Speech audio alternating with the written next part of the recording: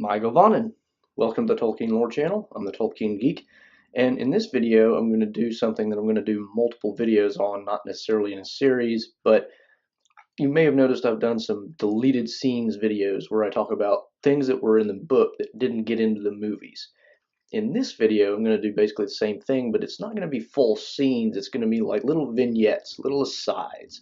And I'm going to try to do this in a format where I do one from each of the three parts of the story: Fellowship, Two Towers, and Return of the King, and just kind of go into some fun little side things that happen in the story that give it a little extra flavor. So for this one, I'm going to start in the Fellowship and then go to Two Towers and then Return of the King. There's no particular theme to this one. I do have in mind one for later that is kind of revolved around Lothlorien, so I'll get to that one eventually. But for right now, I'm just going to get started with some interesting stuff that gets left out that I think was, added some interesting flavor to the story. So for this first little mini scene, we have just after the Bilbo's going away birthday party, you've got a lot of commotion in Hobbiton. A lot of people wondering what the heck happened to Bilbo. Did he finally just crack? But Bilbo, of course, leaves everything to Frodo, but not really, because in the novel there's actually a scene where there are some things that he left for specific individuals, and some of them are, actually kind of heartfelt gifts. Some of them are kind of snide, snarky gifts that um, really show what he thought of most of hobbits. So a few of the examples would be he gives an umbrella to Everard Took, I believe it was, and he leaves a note basically implying something about the fact that he had taken many umbrellas before and never really returned them, and he kind of left, and he leaves notes with all these gifts, and many of them kind of get the sarcastic, biting wit in there. So that's one. He also leaves one to Lobelia Sackville Baggins, and if you know anything about The Hobbit, or if you've read the Lord of the Rings, you know where I'm going with this. He leaves her a case for spoons, but no spoons in the actual case. And the reason for that is at the end of The Hobbit, he comes back, people are selling off his stuff, and he's missing his spoons. And he's fairly certain Lobelia made off with the spoons, and so he leaves her the case and actually references in his note for the spoons that she took before. Lobelia, of course, takes umbrage and still doesn't admit that she took them, but I think in the story we're kind of supposed to assume she did. There are, however, some nice gifts. He had one particular hobbit that he had a correspondence with pretty regularly and left him like a nice pin set and stuff like that. So I mean, there's nice gifts, and then there's kind of some kind of nasty, sarcastic gifts. But the main point is it's kind of interesting. It's in this early stage of the story, there's still a significant amount of humor and lightheartedness. You kind of get that left over from The Hobbit. You can tell he was still operating in the mode of writing a sequel to The Hobbit and not so much a much darker story that Lord of the Rings became. So this kind of plays into that feel. So that's kind of that one. There's a lot more gifts that you could go into, but I won't spoil them for the viewer. If you have a copy of Lord of the Rings and you haven't read it, just go check out that chapter. It's pretty funny. Moving on to the Two Towers, and much less humorous and lighthearted. After Aragorn, Legolas, and Gimli discover that Boromir has been killed in his defense of the hobbits, which we actually learned in the Two Towers in the novel, not in the Fellowship of the Ring as in the movie, they of course have to decide what to do with Boromir's body. They're not going to leave it there for carrion fowl to devour, but they don't have time for a proper burial. So what Aragorn basically says is, well, we can put his body in one of the boats, put all the weapons of the orcs that he killed in there as trophies basically, and send the boat down the river over the falls of Rauros, and the river of Gondor will take care of him basically.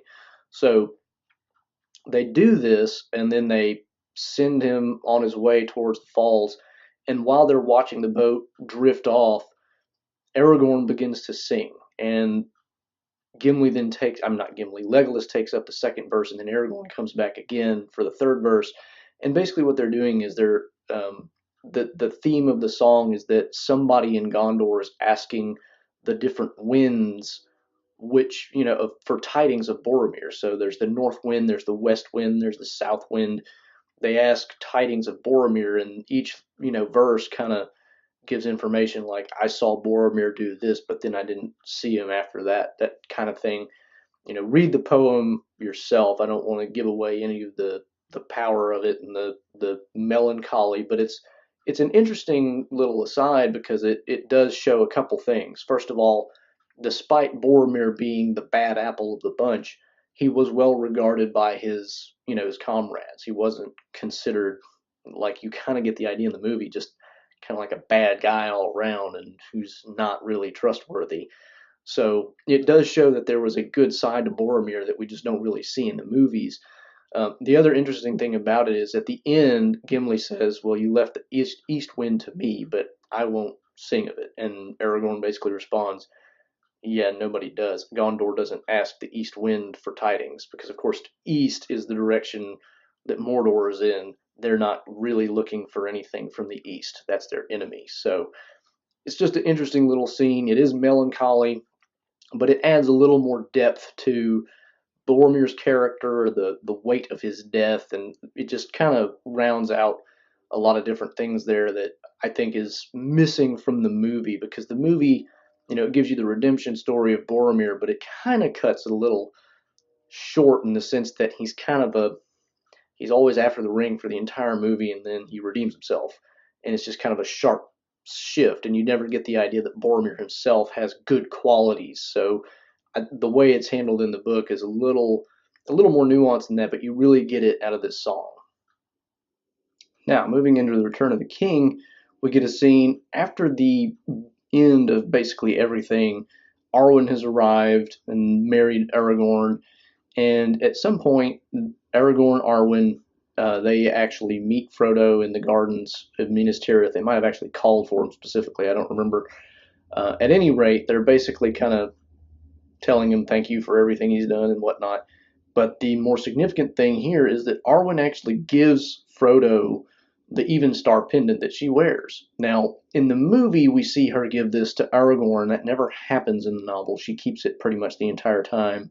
And in the movie, even more stupidly, Aragorn at some point drops it and breaks it, and that's only in the extended cut. So if you haven't seen the extended cut, you wouldn't have known that, but it's not exactly a big spoiler, so no big deal there. But in the movie, it doesn't really play the role that it's meant to play. It's just kind of a reminder of Arwen, which we don't need because they throw in a bunch of scenes of Arwen anyway.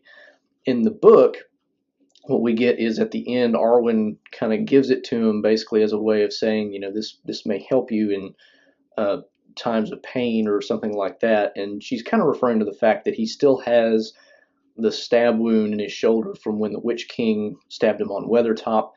And in fact, later in the story, while Frodo is in the Shire after returning, we do get some, kind of hints at the fact that he would hold this whenever he was having, really serious problems, either from that or from Shelob's sting wound. He would also have problems on the anniversary of that. And holding the gem, he would kind of, get a little strength out of that or a little comfort. So you get the idea. There's a little elven magic imbued in the Evenstar pendant that we don't really get any hint of in the movies. So, and there's also some hint that maybe Arwen is giving it to him as kind of a sign that, or as a ticket, so to speak, for him to manage to go into the West himself to finally get full healing, which he's never going to get in Middle Earth. And she kind of mentions something about that, because I'm not going across the sea to the West because I'm taking on mortality by marrying Aragorn. I'm kind of giving you my spot, so to speak. So there, it's a very touching scene. It's interesting because you really never see Frodo interact with Arwen any other time, even in the novel. So it's interesting to see that happen here, and the interaction that they have.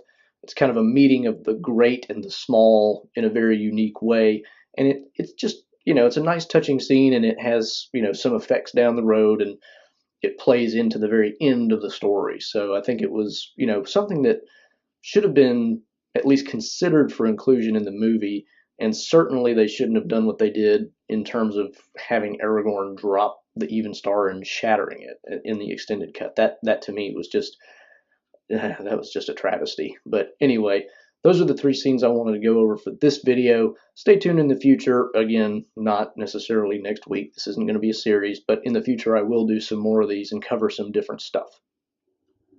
So, hope you enjoyed those little mini scenes. That we'll be doing more in the future, so stay tuned for those. If you did like this video, please give it a thumbs up, share it around. It's got some interesting little details that other people might like to know about the Lord of the Rings story. If you want to learn more about Lord of the Rings or Tolkien in general, please do subscribe to the channel, or you can follow me at Twitter at JRRTLore. Until next time, I'm the Tolkien Geek signing out for the Tolkien Lore channel. Namaste.